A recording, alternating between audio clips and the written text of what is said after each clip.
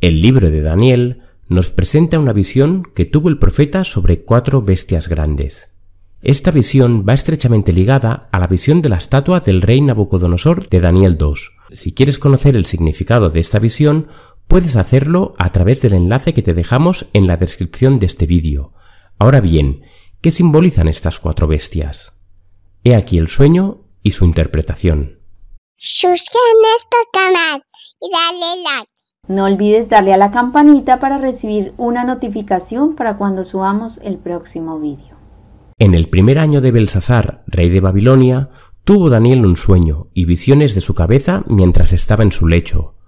Luego escribió el sueño y relató lo principal del asunto. Miraba yo en mi visión de noche, y he aquí que los 4 vientos del cielo combatían en el gran mar, y 4 bestias grandes, diferentes la una de la otra, subían del mar. La Biblia nos dice que estas 4 bestias son 4 reyes, o sea, 4 reinos que se levantarán en la tierra. El hecho que estas bestias suban del mar significa que cada uno de estos reinos se levanta de en medio del tumulto y la agitación entre las naciones. Esta interpretación es respaldada por el profeta Isaías, quien utiliza la imagen del mar para representar el caos de los pueblos en agitación. ¡Ay! Multitud de muchos pueblos que harán ruido como estruendo del mar, y murmullo de naciones que harán alboroto como bramido de muchas aguas. Además, el contexto en el que se da la visión de Daniel confirma este ambiente de guerra y conflicto. Miraba yo en mi visión de noche, y aquí que los 4 vientos del cielo combatían en el gran mar. Por lo tanto, podemos concluir que cada uno de estos 4 reinos se levantaría por medio de la guerra, la conquista y la lucha entre las potencias del mundo. La primera bestia era como león y tenía alas de águila. El león con alas de águila era un símbolo muy adecuado para representar a Babilonia, ya que el león alado se hallaba en las obras de arte babilónico, tal y como se ve en la puerta de Ishtar, divinidad babilónica de la guerra, el amor y la fertilidad, dando este nombre a una de las puertas principales de la ciudad de Babilonia. En muchas ocasiones se ve también el león combatiendo junto a Marduk, el dios patrono de Babilonia. Además, la propia Biblia nos presenta a Nabucodonosor, rey de Babilonia, como león que sube de la espesura y destruidor de naciones. Las alas de águila con las que se describe a este león son un símbolo del poder de Babilonia y su rapidez de conquista, pero se nos dice que fueron arrancadas y fue levantada del suelo, y se puso enhiesta sobre los pies a manera de hombre, y le fue dado corazón de hombre. Lo que significaría que tras Nabucodonosor, el esplendor, poder y fuerza con la que regía el reino babilonio desde el año 606 a.C., simbolizado en ese león alado, decayó al pasar a manos de otros reyes, desapareciendo la voracidad y ferocidad de conquista del imperio, para finalmente terminar el reino roto y dado a los medos y a los persas, en el año 539 a.C., quienes serían la segunda bestia de Daniel 2. Y he aquí otra segunda bestia semejante a un oso, la cual se alzaba de un costado más que del otro, y tenía en su boca 3 costillas entre los dientes, y le fue dicho así: levántate, devora mucha carne. Tal y como hemos dicho, esta segunda bestia que se alzaba más de un costado que del otro representa el imperio medo-persa, y el hecho que este oso se levante más de un costado que del otro significa que entre medos y persas uno de los dos tendría más poder que el otro, siendo los persas más poderosos que los medos. Aunque los persas surgieron más tarde que los medos, Persia llegó a ser el poder dominante cuando Ciro derrotó a Astiages de Media entre el 553 y 550 a.C. Sin embargo, los medos no eran tratados como inferiores o como nación subyugada, sino más bien como confederados. El hecho de que el oso, símbolo de Medo-Persia, tuviera 3 costillas en su boca, significa las 3 provincias, Babilonia, Lidia y Egipto, las cuales fueron abatidas y oprimidas por este poder. Las palabras levántate, devora mucha carne, se refiere a la naturaleza con la cual medos y persas conquistaban a las otras naciones, siendo considerados como crueles, rapaces, ladrones y saqueadores de pueblos. El dominio del imperio medo-persa cayó en el año 331 a.C. por la siguiente bestia. Después de esto miré, y he aquí otra bestia, semejante a un leopardo, con 4 alas de ave en sus espaldas. Tenía también esta bestia 4 cabezas, y le fue dado dominio. Este tercer reino es identificado con Grecia, quien puso fin a la expansión del imperio medo-persa, y a través de una serie de batallas en un periodo corto de tiempo como la de Gránico, Gaugamela o Persépolis, liderados por Alejandro Magno, derrotaron al imperio de Darío III. Alejandro Magno unificó Grecia y Persia bajo su gobierno. El hecho de que Grecia fuera identificado con un leopardo significa que su ferocidad y agilidad de movimientos para la conquista fue muy eficiente.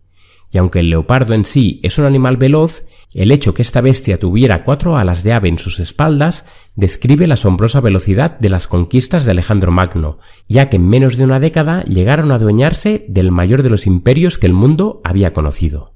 Este leopardo también es descrito con 4 cabezas. El imperio griego mantuvo su unidad durante la vida de Alejandro Magno, pero tras su muerte repentina motivada por una vida de desenfreno, el imperio se dividió entre sus 4 principales generales. Casandro tenía a Macedonia y a Grecia en el oeste. Lisímaco tenía a Tracia y las partes de Asia en el Helesponto y el Bósforo en el norte. Seleuco tenía a Siria y el resto de los dominios de Alejandro Magno en el este, y Ptolomeo, que recibió Egipto, Lidia, Arabia, Palestina y Coele Siria en el sur. Estas divisiones fueron denotadas por las 4 cabezas del leopardo. Grecia, dividida y debilitada, sucumbió progresivamente a la siguiente bestia. Después de esto miraba yo en las visiones de la noche, y he aquí que la cuarta bestia, espantosa y terrible y en gran manera fuerte, la cual tenía unos dientes grandes de hierro, devoraba y desmenuzaba, y las sobras hollaba con sus pies, y era muy diferente de todas las bestias que vi antes de ella, y tenía 10 cuernos. Esta bestia que describe el profeta Daniel, muy diferente de todas las otras bestias, es el imperio que históricamente se levantó después de Grecia, o sea, el Imperio Romano. Como habíamos dicho, el imperio de Alejandro Magno fue dividido en 4 reinos helenísticos, y su reemplazo por el Imperio Romano fue un proceso gradual que implicó varias etapas. Pero en el año 168 a.C., en la batalla de Pydna, Roma derrotó al reino de Macedonia, consolidando la hegemonía romana en Grecia y el mundo helenístico. El profeta Daniel nos dice en el capítulo 7, versículo 23, que la cuarta bestia iba a ser un cuarto reino en la tierra, el cual sería diferente de todos los otros reinos, y a toda la tierra devorará, trillará y despedazará. Los grandes dientes de hierro que vio Daniel hablan de crueldad y fuerza. Es así como Roma devoraba las naciones y pueblos en sus conquistas. Algunas veces destruía ciudades enteras, como en el caso de Corinto en el año 146 a.C. En otras ocasiones destruía reinos enteros tales como Macedonia y los dominios seleucidas, convirtiéndolas en provincias de Roma. Cuando Roma no destruía un pueblo, solía esclavizar a sus habitantes o los vendía como esclavos. En la intensidad de su poder destructor, Roma sobrepasó a los reinos que previamente habían dominado el mundo. Ahora bien, esta bestia tenía una particularidad, y es que tenía 10 cuernos. La Escritura nos dice que los 10 cuernos significan que de aquel reino se levantarán 10 reyes.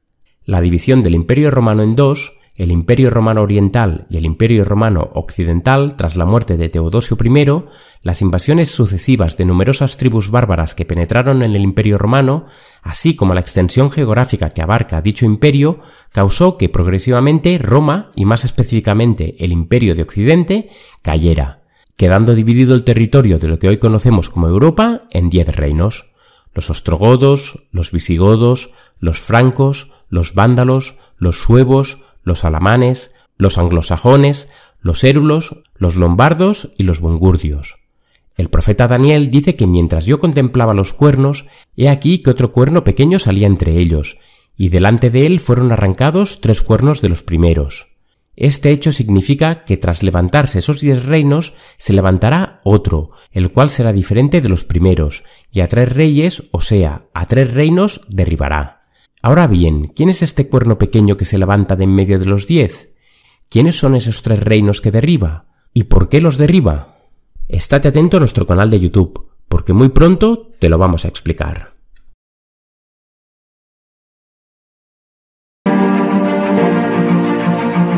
Este ministerio se mantiene gracias a tus aportes.